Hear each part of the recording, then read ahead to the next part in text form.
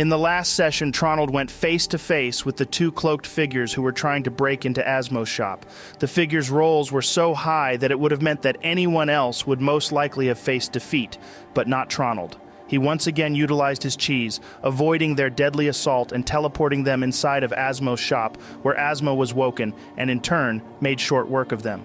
The session concluded with an interesting discussion between Tronald and Asmo, alongside the gifting of a scrying crystal, with the hopes that it would aid the party in finding the traitor Kobe. All right, so on to you, Celestia. You said you wanted to try find a library to do some research? Yeah, that's right, Joe. Roll me an investigation check.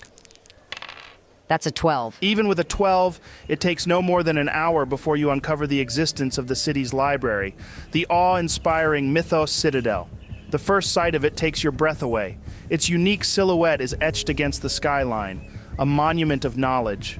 A solitary thick spire, not unlike an ancient tree, dominates the structure, spiraling skywards in a mesmerizing dance of stone and mystery. Each curl of the tower seems to hold a tale, as if every brick has been imbued with centuries of wisdom. The grandeur of Mythos Citadel is only magnified by its sparse, almost minimalistic design. There are no needless flourishes, no gaudy embellishments, only the sublime beauty of function married seamlessly to form. This is not just a library, it's a gateway to a universe of knowledge. Wow, this is incredible. Joe, I make my way inside. Ascending the grand, weathered stone staircase to the foot of the citadel, a staggering assembly of guards arrests your attention. This is no mere city watch, but a formidable private army, an impressive balance of mystical and martial prowess. Each figure is distinguished by a platinum chain gracing their necks, a closed book pendant acting as a visual pledge to their allegiance. How did I not know about this place? I'm incredibly jealous right now. Don't worry, my dear friend. We can always visit again as a group at some point. I'd really rather not. I thought you liked reading Raarh. Aren't you proofreading Tronald's book at the moment? Well, yeah, but that's because it's Tronald's book. Plus, he keeps it interesting for me by adding nice little pictures in to help explain what's going on. Oh, that's cute of you, Tronald. What can I say? Tronald knows how to appeal to every audience. Celestia. As you endeavor to cross the threshold into the halls of knowledge, a courteous yet firm hand lands lightly on your shoulder. The guard, with a voice as smooth as river stones yet brimming with a sense of authority, imparts, "Apologies for the interruption, madam, but it's our duty to ensure all guests are registered before they venture into our halls." An undeniable aura of power and respect radiates from him, a stark contrast to the city's regular watch.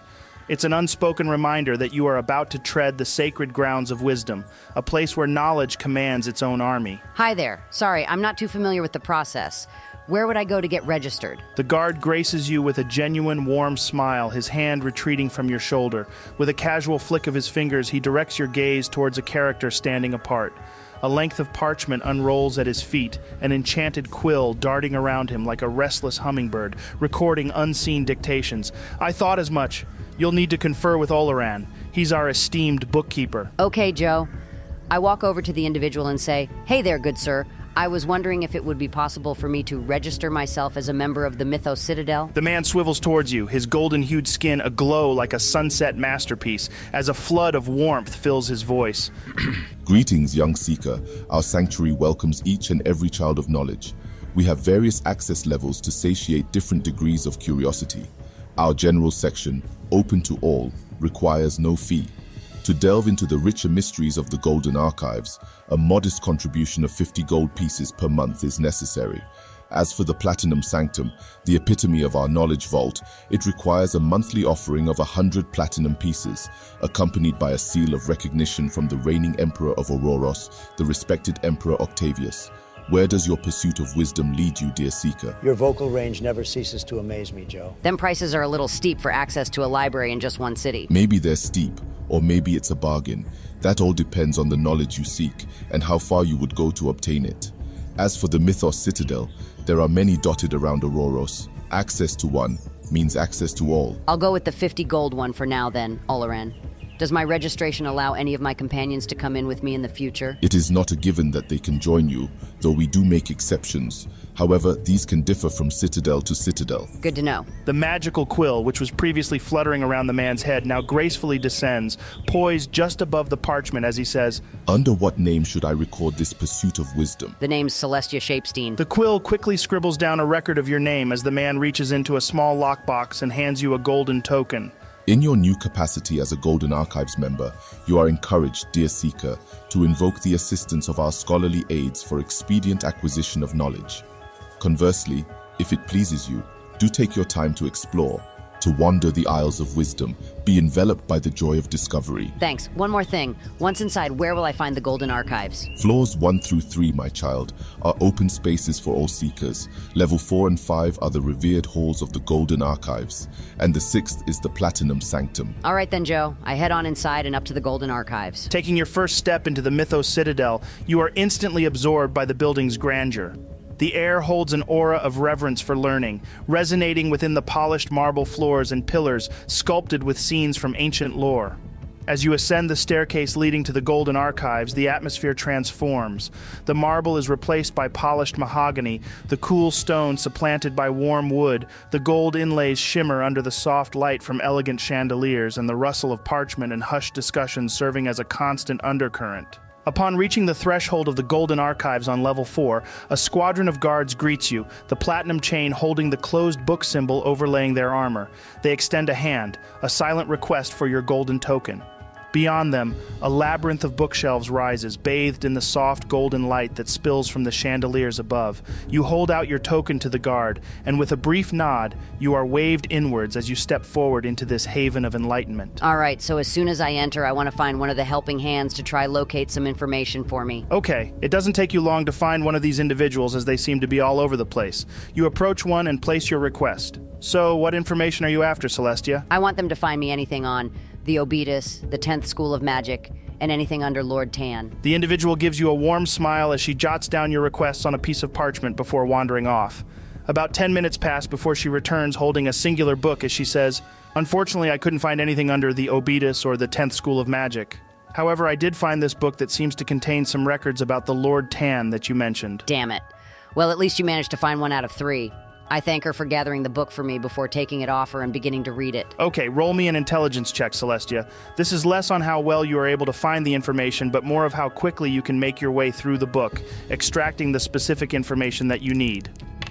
That's a 14, Joe. Lord Tan, or more formally known as Lord Tanavir, emerged from obscurity within Auroros' borders only 3 short decades ago.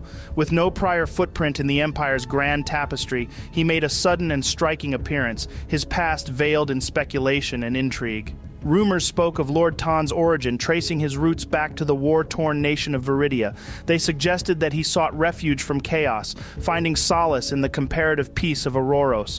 The sheer depth of his magical aptitude quickly caught the eye of Emperor Valerius, the ruler at that time, with an immediacy that seemed to eclipse all else. In an almost unfathomable swift transition, this stranger surged through the ranks of power, his arcane prowess a stepping stone into the realm of influence. He was given lordship over the radiant city of Starhaven, alongside the rank of Archmage. In this meteoric rise, he also earned a coveted seat beside Valerius on the Emperor's personal council, cementing his immense influence within the realm. Yet mysteriously, within just a decade of his arrival, Lord Tan's journey abruptly ended. His intriguing life story, a brief yet intense streak across the Empire's sky, etched an enduring mark on Auroros' history. So how did he die? Surprisingly, there is nothing in this book regarding the actual passing of Lord Tan, nor is there any information regarding his feats which propelled him through the ranks, or any further information regarding him as a person. Well, that's just sus as fuck, Joe. Roll me an investigation check, Celestia. That's a 16. It suddenly dawns on you that the information puzzle doesn't quite fit together. Why would such an illustrious figure, a luminary of his time, have virtually no written trace of his existence, especially when less significant individuals have entire libraries echoing with their tales? The plot thickens. This is just so fucking weird.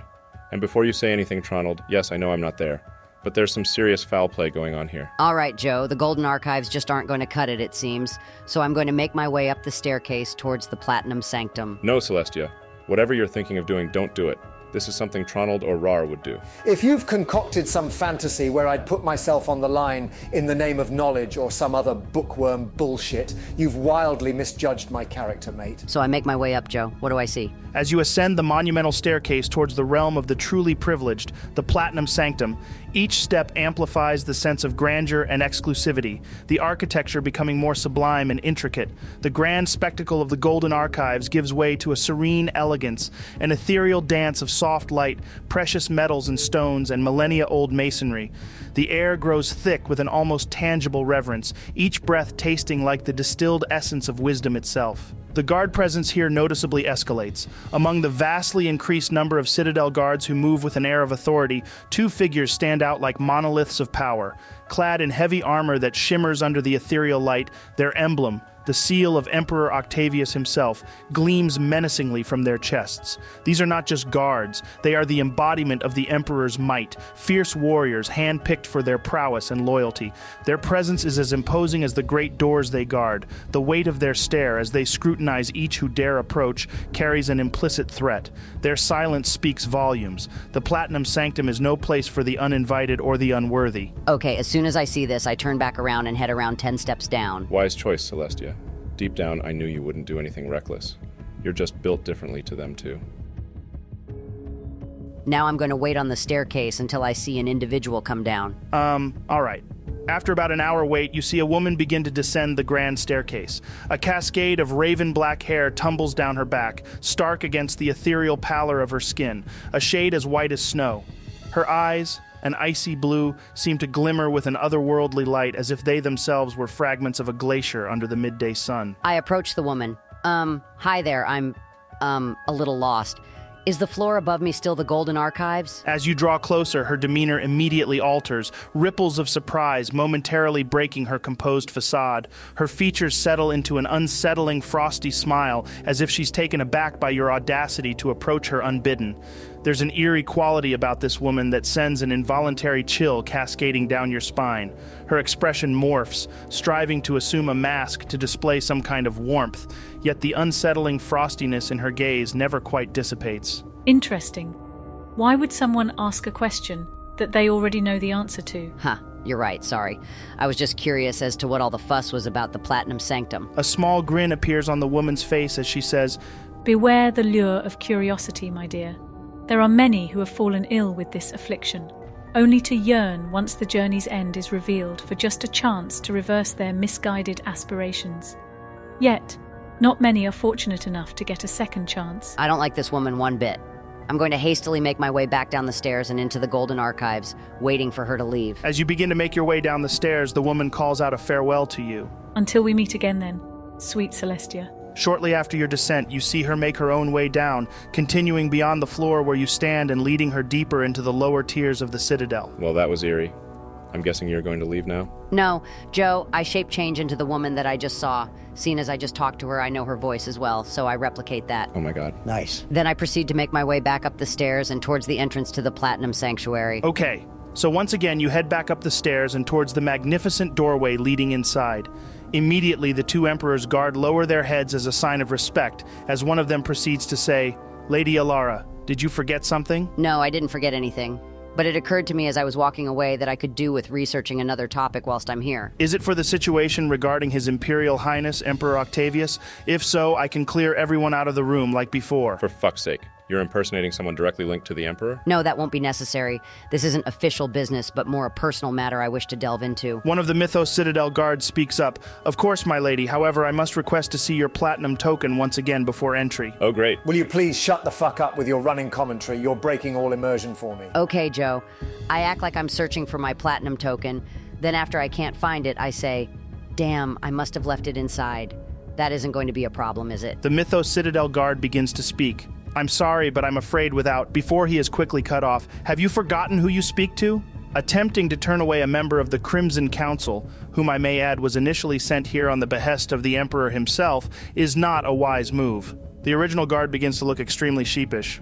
I'm so sorry, I really didn't mean any offense by it. None taken. It's admirable that you treat your position with the respect it deserves. Now open the door. With an air of reverence, the Emperor's guards enact another bow, their armored hands exerting force on the grand doors before you. As the entrance yawns open, your senses are overwhelmed by the exquisite vision of the Platinum Sanctum. Unlike the opulence of the lower levels, this place is touched by an ethereal beauty. Towering shelves rise up to meet the celestial dome overhead, the vast sea of books reflecting off the polished platinum floor, casting an elegant dance of light and shadow across the serene space. Yet, as your eyes adjust, the striking difference sets in, the absence of assisting hands. It seems not even the citadels employed are granted entry into this domain. All right, I really don't want to linger here longer than necessary, so I'm going to quickly try to find any information regarding Lord Tan, the Obetus, or the 10th School of Magic. Surprisingly, the second you picture the information you're searching for, 2 tomes unshelve themselves and begin floating in your direction. How long are you wanting to stay here for, Celestia? Because that will determine how much of this you get to read. An hour tops. I've got a bad feeling with the way she looked at me that she knew something was off, and I can imagine her just walking in at any moment. So I want to make this snappy. Roll an intelligence check for me. Damn it, that's only an 11, Joe. The turn of each page in the ancient tomes serves to peel back the layers shrouding Lord Tan's existence.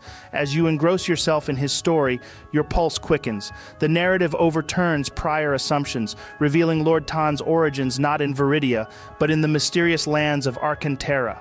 The records offer no clarity on his Arcantera lineage, a void that remains stubbornly unfilled. However, they do shed light on his personal life in Ouroros. A wife, a child, a facade of normalcy amidst the extraordinary.